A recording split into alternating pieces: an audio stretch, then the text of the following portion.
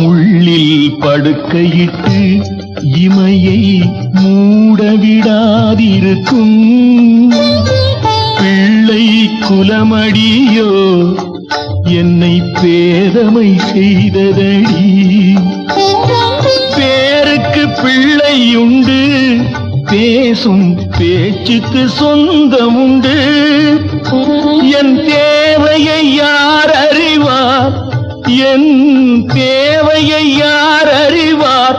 உன்னை போல் தெய்வம் ஒன்றே அறியும். உன் கண்ணில் நீர் வழிந்தால் என் நெஞ்சில் உதிரம் கொட்டுதடி.